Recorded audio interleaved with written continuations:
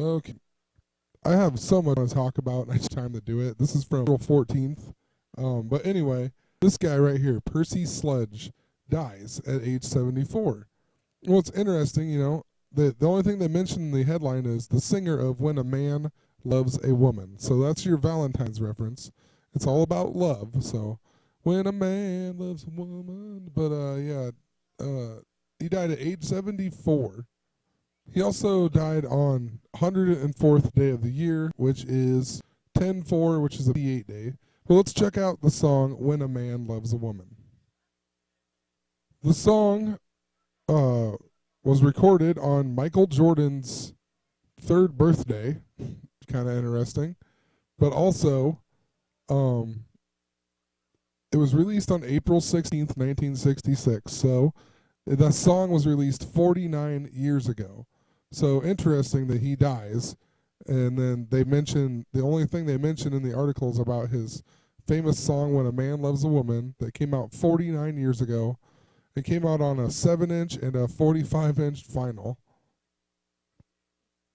So, let's look at some of these of the song then. It says, Burton Cummings recorded the song for Dreams of a Child. Well, this guy was born on December 31st, which if you add up December 31st, it actually adds up to 227, which is a 49 reference. Then it says Bette Midler recorded the song in 1980 for her movie The Rose. So Bette Midler, let's look at her. She was born in 45 and is 69 years old. Let's check out the movie The Rose. The movie The Rose is a 1979 movie, which that's 79 is the 22nd prime number.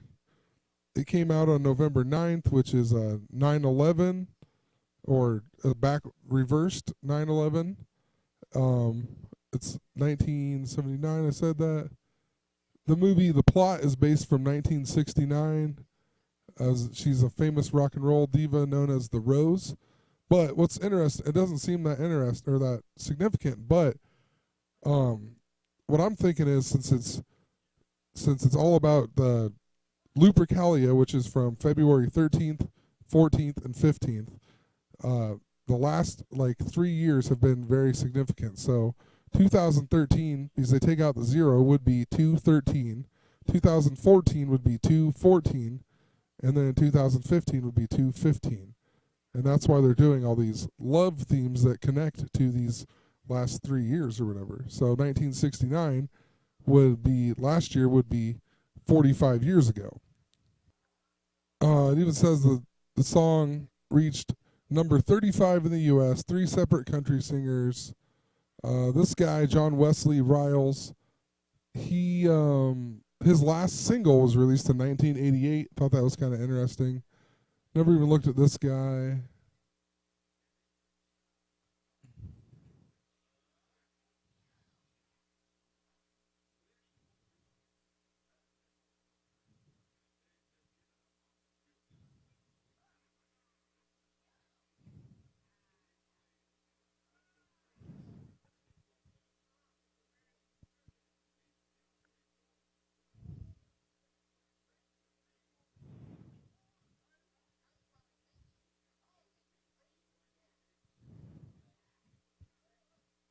Sure.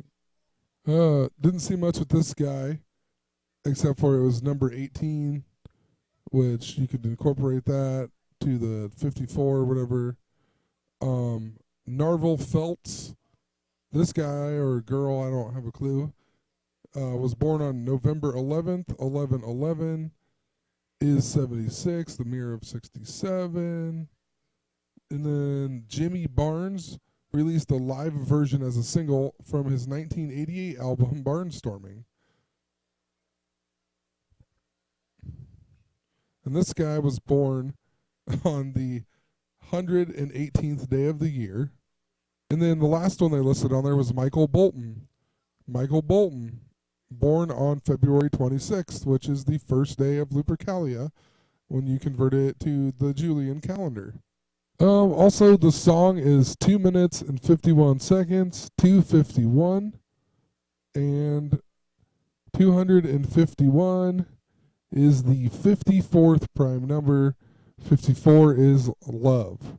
So kind of interesting. Then a few days after that, you had this guy, Johnny Kemp. He dies, famous for Just Got Paid. Interesting though, this guy supposed to perform or whatever, then he supposedly like fell off the boat and someone, but well, he died at age which is always significant. 55 is safe, whatever. But he was born on August 2nd. August 2nd is the 214th day of the year. Born in 59 too. That's why the 59 was so significant.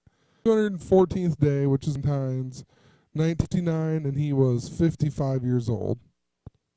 And of course, the song that he's famous for in that article is called "Just Got Paid," and it's a 1988 song that came out on January 19th, which is a backwards 9/11. Another interesting thing is that he was scheduled to be on the Thompson hosted annual Fantastic Voyage cruise as a performer when his body was found. Reports state he did not board the ship. And I thought I read somewhere that Tom Joyner actually found him dead. But let's look at this here. Tom Joyner, so he was supposed to be on his foundation thing, on his cruise, but Tom Joyner was born in 1949, and he is 65, so he will be 66. Also says that he was the first African American to be inducted into the National Radio Hall of Fame in Chicago, Illinois. Well, Chicago's been huge. Chicago and San Francisco have been the big towns they're foreshadowing like crazy. But he's also the first African American to be something.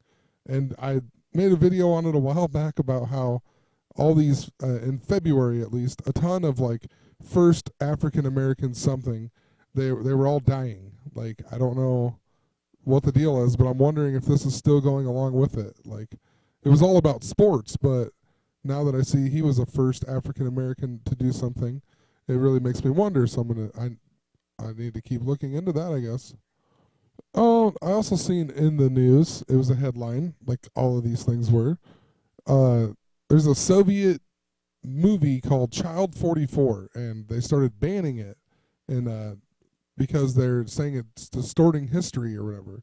But just the very first line in the article: 4 more former Soviet states have pulled Daniel Espinosa's Stalin-era thriller Child 44 from cinemas after Russia banned the movie, saying it distorted history.